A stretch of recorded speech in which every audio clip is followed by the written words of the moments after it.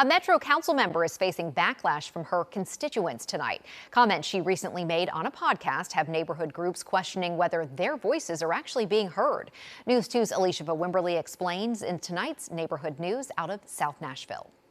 Some residents in District 16 want answers.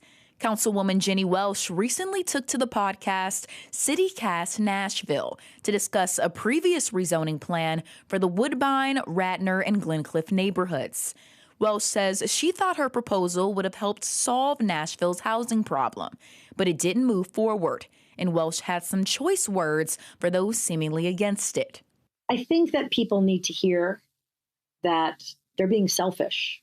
They really are pulling the ladder up behind them. And they're being very privileged because I think that people feel like they are holding on to something that they feel very entitled to, while others behind them are simply trying to get a foot on the rung so that they can actually find housing and really establish roots and start building their life, including some wealth in their life.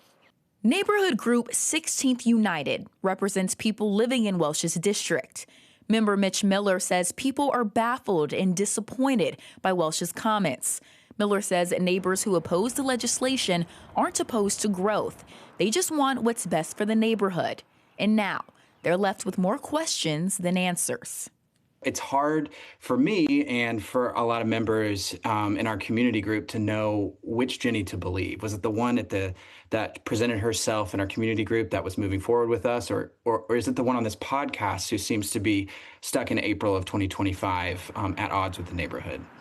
Welsh sent me a statement saying her comments on the podcast weren't specific to the 16th district at all. She went on to say zoning has always been exclusionary in Nashville, something she wants to change. Read her full statement online at WKRN.com.